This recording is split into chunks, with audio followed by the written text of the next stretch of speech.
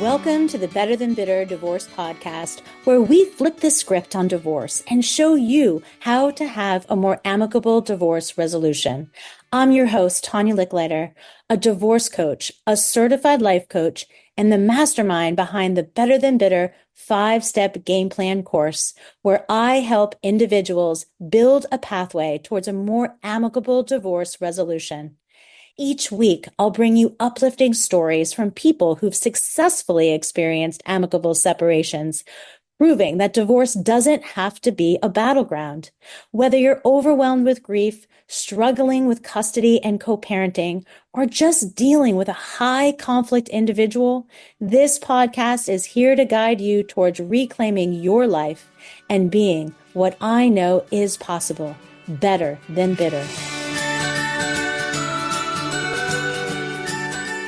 Episode 1, How to Navigate a Child-Centered Divorce. Today we're going to be speaking with Callie Donavan, who is an adult child of parents who did an incredible job of navigating a child-centered divorce. You will get to hear her story and how her parents, step by step, did everything in such a thoughtful way. So get ready to feel empowered and have the courage to get started on your journey towards a better, more amicable divorce resolution.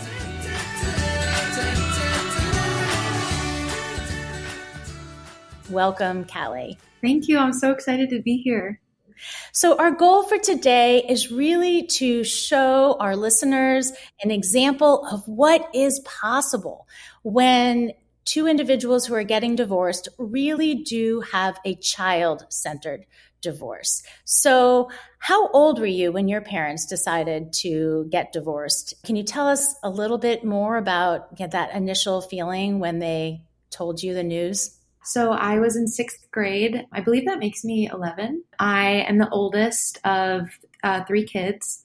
I remember my parents sitting us down and, as a kid, I think sometimes you just kind of know something is going on, but, you don't really understand it in the way that, maybe an adult would.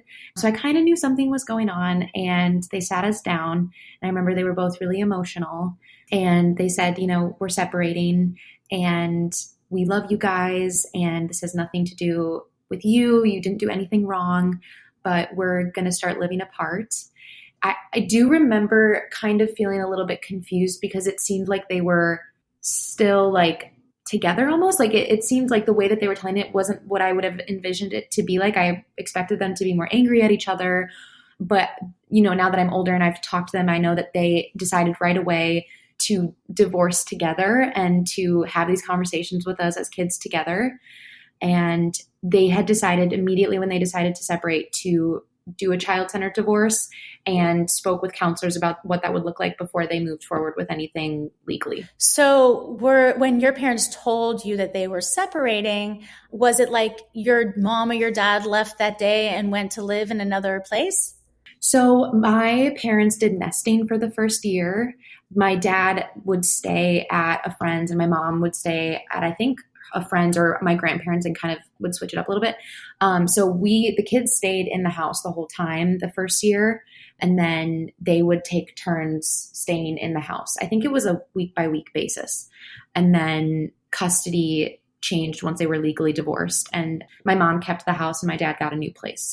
But that first year they did nesting. So I am so excited to talk to you about nesting because that's what I do with my ex. So many people are so interested in nesting, and our situation is fairly similar. My kids are older. One left for college last year, and then my son is now a senior.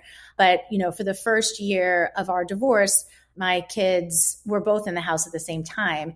And we did exactly what your parents did, but we didn't have friends we were staying with. We actually rented an apartment. I never wanted my kids to be the travelers, like the people who had the suitcases, who had to go, between the two houses. I really felt strongly, and so did my ex, that we were going to do everything that we could to not make the kids the travelers. Because if you've ever worked in a business where you're on the road all the time, you know what it feels like to live out of a suitcase. And we just didn't want the children to have to do that. So yeah, and my parents, they seeked counseling right away. So they got advice from a counselor to, if they were able to, consider nesting for the first year. So I don't know if that's something they would have come up with on their own. And so I think a podcast like this is great because you don't know what you don't know. And I think it's more common now than it was when they were getting divorced. But yeah, I remember the transition was kind of strange because you're so used to having two parents in one house, especially when you're younger. Like if we had just gone into a whole other home for a week at a time or whatever, it would have been really, it just would have been a lot of change all at once. And I didn't realize at the time, but I look back on it now as an adult and I'm so grateful that they took steps like that to help make the change a little less abrupt for us.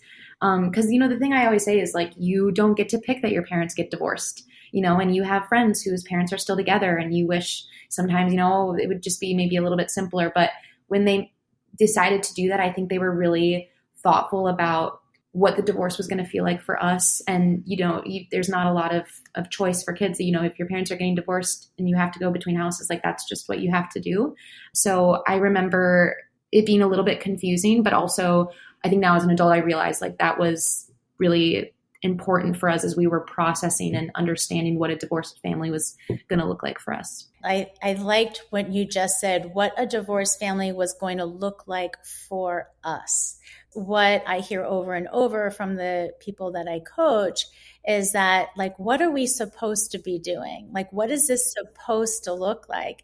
And I always tell them, like, every divorce is different. And the way that you re-envision your family is going to be unique to you. Can you talk a little bit more, if you have had conversations with your parents, about what it looks like for you as a family and how that evolved, for each one of you and your siblings, right? Because you said you only nested for a year. Is that correct? Yeah. And then what happened after that? My parents are, I think, kind of a unique situation because they work in the same building. They still to this day work in the same building. They have a lot of mutual friends. We ended up doing holidays together, big holidays. So we do Thanksgiving as a family. We do Christmas. We do Easter. We do big things. We do graduations and parties together as a unit. So after that first year of nesting, my dad got a home nearby, and he's actually moved a couple times, and they still live in the same town. And so the way our custody worked out is I would be with my mom Monday, Tuesday, Wednesday, and then Thursdays were always with my dad, and then Friday, Saturday, Sunday would switch off. And at the time, it was because my dad wanted to move into a home that was in a different town. So just I think with the way custody worked out, my mom was going to stay where our school was. So that's why it ended up being what it was. But all through middle school and high school, I would follow that custody and switched back and forth. And then as an adult, we got to choose. My parents were very comfortable with us deciding what we wanted to do. So now as an adult, if I come home, I stay at my mom's house and I see my dad. He'll come over to this house or we'll go see him for dinners, and we still do pretty much everything together. That reminds me just of how my setup is currently as well. We still do Thanksgiving together. We still do Christmas morning together. Thanksgiving, my family, my extended family comes over, and, Scott's invited to that. I just love to hear other people who have really as the same vision of like re-envisioning what this family is going to be about. I don't think it's necessarily easy. I talk about this with other kids of divorce or other people who are divorced or whatever. And I think a lot of times the reaction is like, that seems impossible. And I think it's because what people envision divorce to be is like really painful and really hard. And typically there's stuff that the people who are getting divorced just can't work through. And that's why you get divorced in the first place or whatever. And I do hear from my parents still, like, it wasn't easy in the beginning, especially, but for them, if they were going to have a child-centered divorce and try to make this as easy on us kids as they could, this was the best option. And, it's evolved over time, and I think, they're more friendly and it's easier to be friends now, but I definitely don't think it's like a quick transition or easy for people who are getting divorced, but it was the best option for them at the time. And so you did talk about moving from nesting to then having to move from one house to another. Can you kind of reflect on that transition for you and what your parents might have done really well when you did have to transition to going back and forth? Yeah. So I it's funny because I remember getting in fights with my mom or my dad, and I had friends where if she was fighting with her mom or her dad, whatever, she could choose whose house to be at. My parents, if I was grounded at one house, I was grounded at the other one. If I was in a fight with one of them, I remember calling my dad being like, Mom's being the worst. And him being like, well, you're at her house tonight. So I'm sorry, but you're going to have to work it out. They were always in communication. I never got away with something and the other parent didn't know about it. Like if I did something and I got in trouble at one house, an immediate phone call to the other parent. So they knew with the transition that was going to happen. They never I never got to use one parent against the other one. Like they were a team in all decisions still, and they were very much co-parenting. I didn't love going back and forth between houses, if I'm being honest. Like I don't like that. And I know as an adult now I'm a nester. I like to set up my room and I like to have my own space. And it's for my personality, it's not the best. For my sister, like she can be anywhere, whatever, it doesn't matter to her. It doesn't really bother her. And that was also interesting. I think like all of us siblings looking back on the divorce, we don't necessarily find the same things difficult. Like the going between houses is not, that was tough for me, but it wasn't tough for my sister. I think they made it as easy on us as they could. Like I got to set up my room at my mom's. I got to set up my room at my dad's. I had my spaces that I felt comfortable in. But yeah, it's not easy. It's not fun. Or, when my dad lived in a different town, I was so used to just walking to a friend's house. And then when he moved, that changed a little bit. And I think that's probably why he decided to move back to the town that we grew up in, just to make it easier on us. I think it's so interesting how when you do have siblings, how each person acts or reacts or behaves differently in the same circumstance, and how that resulted for you. You love to nest now. You love having your own space, not moving around because, for so many years you probably felt unsettled. Whereas it sounds like your sister, she embraced that. She embraced the gypsy lifestyle, the being able to be flexible and going back and forth. So thank you so much for sharing that. It will affect children in different ways, not necessarily good or bad, right? Yeah. And it's one of those things. It's like just the circumstance. Like it's like you said, every kid is going to take it differently. And I do think like also being at different ages, like I don't even think when I talk to my sister, she's told me before, she doesn't remember what it's like for them to be together. And so I think in her mind, it's kind of like this thing of, well, they've always sort of been divorced to me because I was so young when it happened. Whereas, I do know a time when we all lived in one house and we didn't go back and forth. And, it's not something that I am upset about or whatever, but I can recognize as an adult, like, hey, I didn't love that. And we made the best of it that we could. But yeah, like you said, everyone's going to experience it differently. So I'm assuming over time, you also had friends, right? Whose parents started getting divorced. And you probably were looking around to be like, oh my gosh, like that's not what my parents' divorce looked like. Can you share any kind of stories about the child-centered divorce versus an experience that you might have seen with a friend that might not have been coming from a child-centered divorce? Absolutely. I did grow up actually with a really close friend whose parents were divorced, and it was not amicable. And I remember her, like if we were walking home from school, if she saw my dad's car in my mom's driveway, she'd be like, oh my God, like, why is your dad's car there? Like it was to her, it was like something really bad is going on. It was very normal for me to come home to one house and one parent was already at that other parent's house. Her parents' divorce was really complicated. It was very difficult. One of the parents would speak badly about the other parent. And, if she came home and complained about one parent, like then the parent would be like, oh my gosh, yeah, they're the worst. They're terrible. And they had this nickname for the other parent. And it was so different from what I had experienced. And she would, she could call one parent and say, we're fighting. And the other parent would be like, oh, please come over. I'll take care, and there was no communication with the other parents. It made parties really difficult. It made graduations difficult, and I do think there was a lot of behind the scenes of the parents kind of trying to get at the other parent through the kid, which I know is actually very common, which is so unfortunate and makes it so difficult, I think, for kids as they get older when they look to have their own relationships. Or, my mom always says, you can tell a lot about a person from the breakup, from how you break up with them, and you don't know what they're going to be like until you do break up with them.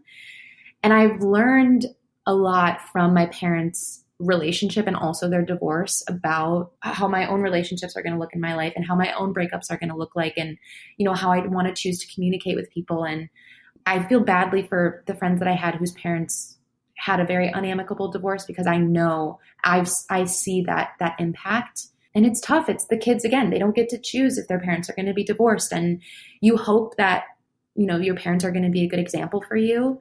And that's just something that you have to grow up with. So you definitely just tapped on something that I wanted to discuss, and that's like how you view relationships moving forward, whether it's, just dating somebody, or what your vision is for getting married, if you want to get married.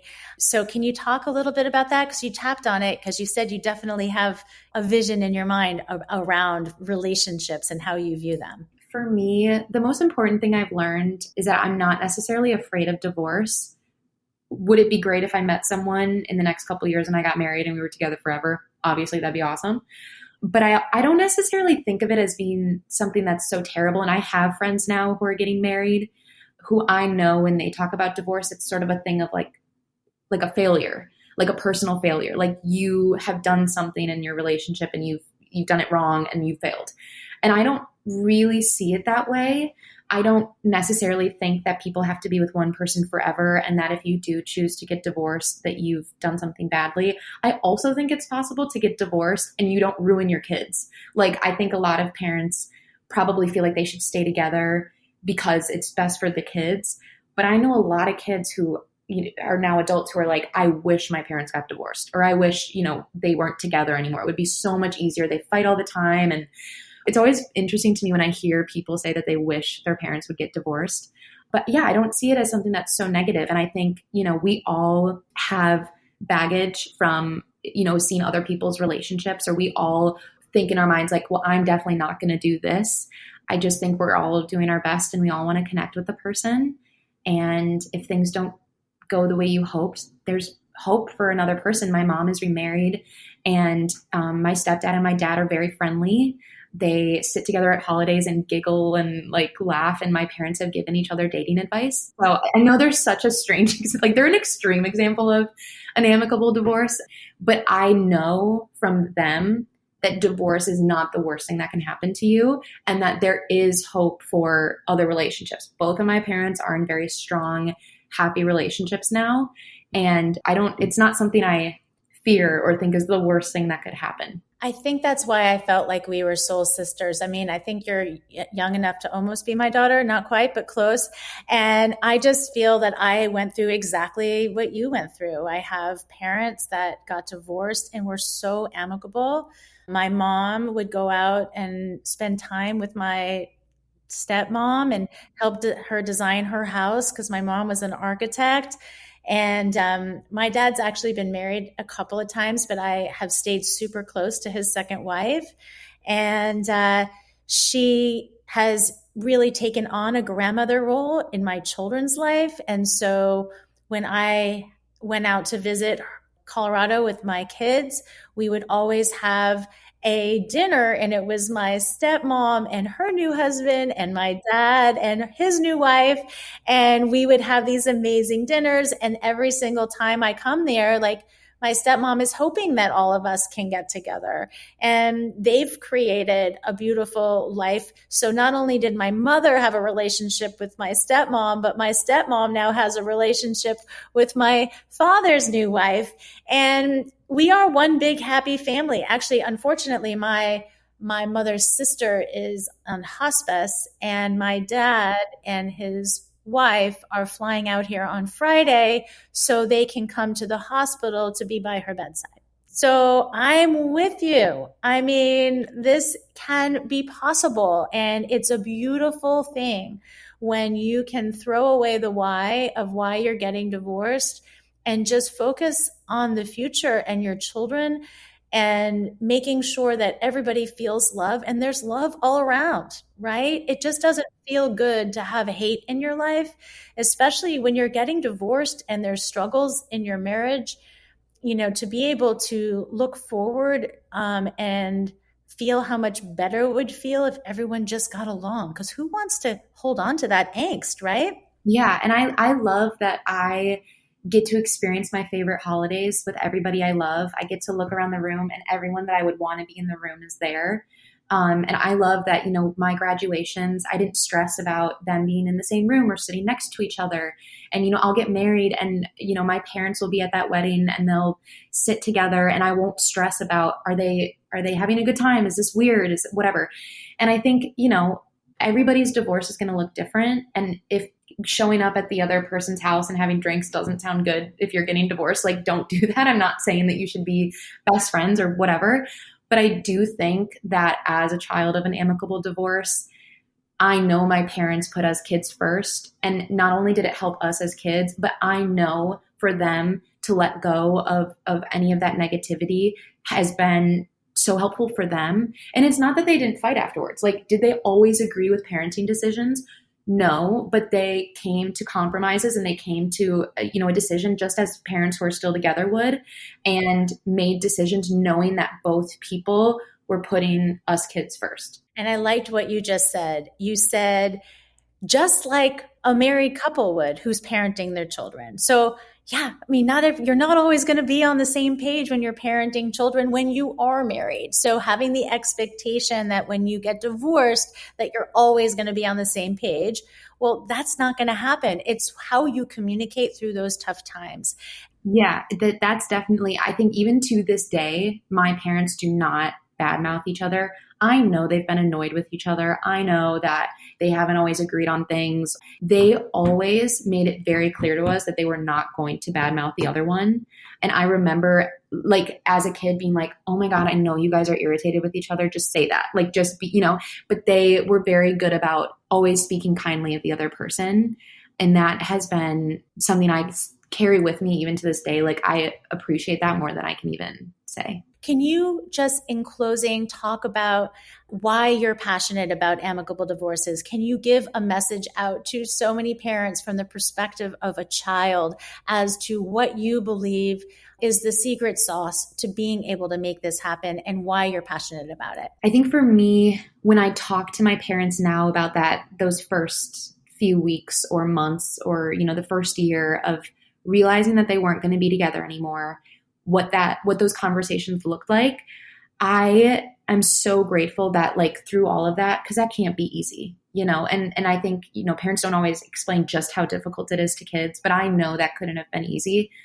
The fact that they, through all of that, were like, this is going to be really hard on the kids. How do we try to make it easier on them? The fact that they thought to do that, I'm so grateful for, because I know how painful it is. For just divorce in general is painful. But if I had to deal with parents who were mean to each other, who tried to use us kids against the other one, if they hadn't tried to make holidays, still a happy time, birthdays and big events and whatever, I think that would have been really painful for me. And I'm sure when you're getting divorced, it's hard to choose to put the kids first and to try to put, your differences aside. But I know that it makes the experience different for kids because I've seen what unamicable divorces look like with my friends. I can't even explain how grateful I am for the family that I have, that we still can band together. And amicable divorce doesn't look the same now for us than it did. Like, there is definitely, my parents are in different relationships and they don't see each other as much and they don't give dating advice anymore or whatever. They're very much living their own lives, especially now that all of us kids are out of the house, and my dad's going to be moving to, a little bit farther away to be with his girlfriend. And, so it'll look very different, I think, for us, in the coming future, but it's just the natural progression of, I'm so grateful that I grew up in the family that I did, because I know it wasn't easy, but it made all the difference for us. And I know for the two of my parents as well. I wanted to have a recap of 3 incredible takeaways that I got from today's interview. The first one is nesting. Consider nesting as a transition option as you begin to develop your parenting plan. The second one is the importance of being on the same page with your ex, making sure that your kids have clear boundaries no matter where they reside. And the third one is coming from a place of love and not hate. And I just want to point out, again, how incredible Callie's story is. And if you were as inspired as I was, just know that this type of result is possible. Thanks for tuning in to Better Than Bitter, Navigating an Amicable Divorce. Whether you are at the beginning of your divorce journey, midway through, or even done, we want the stories from our guests to give you hope that an amicable resolution is possible. If you'd like to dive deeper into today's episode, check out our show notes for a full transcript, reflections, and links to learn more about Better Than Bitter's coaching, courses, and how to connect with our fabulous guests. If you're ready for more support, you can head over to betterthanbitter.coach. You'll find details and additional information on our 5-step game plan multimedia course, our one-to-one Zoom coaching, group coaching, monthly memberships, events and retreats. Remember, we're here to help you reach an amicable resolution, find your courage, and believe in your brighter future. Because you know what? It is possible. And at Better Than Bitter, we measure success by what we give and not by what we get. Let's change the divorce dialogue together. It's time to be better than bitter.